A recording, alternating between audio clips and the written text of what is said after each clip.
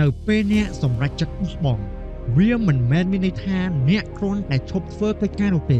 ប៉ុន្តែវាមានន័យថាអ្នកកំពុងស្បត់ខ្លួនឯង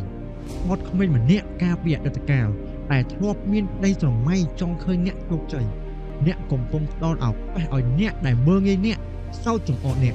ការបោះបង់របស់អ្នកគឺជាជ័យជំនះរបស់មនុស្សដែលចាំមើលងាយអ្នកកំពុងសម្លាប់លទ្ធភាពបើអ្នកបន្តភាគរយជោគជ័យអាចមាន 1% ឬ 50% ប៉ុន្តែបើអ្នកបោះបង់ភាគរយជោគជ័យគឺ 0% ភ្លាមចងចាំថាភាពហត់នឿយគឺជាផ្នែកមួយនៃដំណើរផ្លូវរបស់អ្នក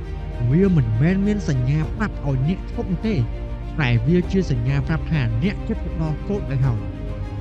ដើម្បីឲ្យពាក្យបោះបង់ខ្លាយទៅជាធម្មពលអ្នកត្រូវផ្លាស់ប្ដូរការគិតទៅលើចំណុចមួយហ្នឹង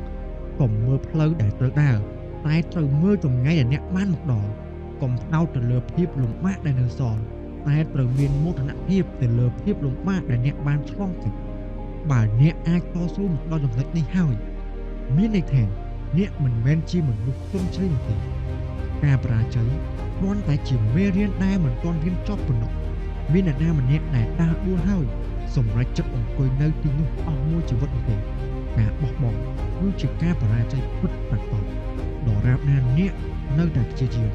ទោះចិត្តប៉ុណ្ណាក៏ដោយក៏នៅតែដើរលឿនជាងអ្នកដែលមិនព្រមធ្វើអីសោះដែរគឺចាប់ឥឡូវនេះដើម្បីសោកនៅថ្ងៃក្រោយការតស៊ូវាមានតម្លៃថ្លៃណាស់តែការស្ដាយក្រោយវាមានតម្លៃថ្លៃជាងសួរខ្លួនឯងថាតើអ្នកចង់ឈឺចាប់ដោយសារការខិតខំប្រឹងប្រែងឬក៏ចង់ឈឺចាប់ដោយសារតែពាក្យថាបើការនោះខ្ញុំមិនបោះបង់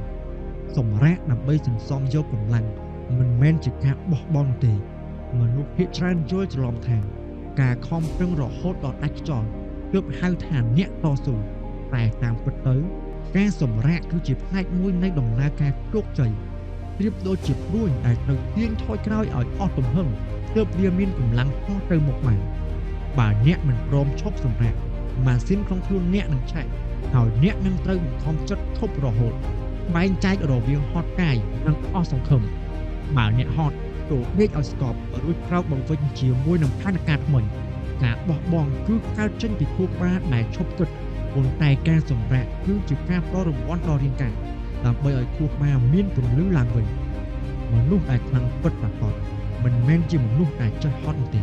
ប៉ុន្តែជាមនុស្សដែលដឹងថាពេលណាត្រូវបញ្ចូលថ្មដើម្បីត្រឡប់មកវិញខ្លាំងជាងមុនបោះជំហានដំបូងទោះមើលមិនឃើញចង្អើរទាំងមូលក្តីស្រមៃធំជារឿយតែងតែធ្វើឲ្យយើងមានអារម្មណ៍ថាខ្លាចព្រោះវាមើលទៅឆ្ងាយពេកប៉ុន្តែពន្លឺចង្កៀងឡានពេលអ្នកបើកឡាននៅពេលយប់ចង្កៀងឡានអាចបំភ្លឺបានត្រឹមតែ50ម៉ែត្រខាងមុខប៉ុណ្ណោះប៉ុន្តែវាអាចនាំអ្នកទៅដល់គោលដៅរាប់ពាន់គីឡូម៉ែត្របានដោយគ្រាន់តែបន្តទៅមុខក្នុងចម្ងាយ50ម៉ែត្រដែលមើលឃើញនោះកុំឲ្យភាពមិនច្បាស់លាស់ធ្វើឲ្យអ្នកពិការអ្នកមិនចាំបាច់មានផែនការចោះទើបចាប់ដើមទេការចាប់ដើមគឺជាអ្នកបង្កើតផែនការនៅពេលអ្នកបោះជំហានទី1ជំហានទី2នឹងលេចចេញមកដោយឯងភាពជោគជ័យមិនមែនជាការលូតផ្លោះនោះទេតែវាគឺជាលទ្ធផលនៃការដើរមិនឈប់ទោះក្នុងមួយថ្ងៃបានត្រឹមតែមួយជំហានក៏ដោយពិតត្រូវការសម្ពាធទើបភ្លឺថ្លានៅពេលអ្នកមានអារម្មណ៍ថាមានតម្លៃឬមានអារម្មណ៍ថាជីវិតកំពុងសង្កត់អ្នកខ្លាំងពេកគោលដឹងថាអ្នកកំពុងស្ថិតនៅក្នុងដំណើរការឆ្នៃនំខ្ជុំនិងគ្រាប់ពេជ្រមានប្រភពមកពីជាតិកាបូនដូចគ្នាអ្វីដែលខុសគ្នាគឺពេជ្រអាចទ្រាំទ្រនឹងកម្ដៅនិងសម្ពាធមហាសាលបានរាប់លានឆ្នាំបើជីវិតកំពុងតែផ្ដល់សម្ពាធឲ្យអ្នកមានន័យថាជីវិតកំពុងតែចង់ឲ្យអ្នកខ្លាចទៅជាពេជ្រមិនមែនគ្រាន់តែជាខ្ជុំដែលឆេះអស់ត្រឹមតែមួយផ្លែតនោះទេតម្លៃរបស់អ្នកមិនអាស្រ័យទៅលើមាត់អ្នកដទៃឡើយ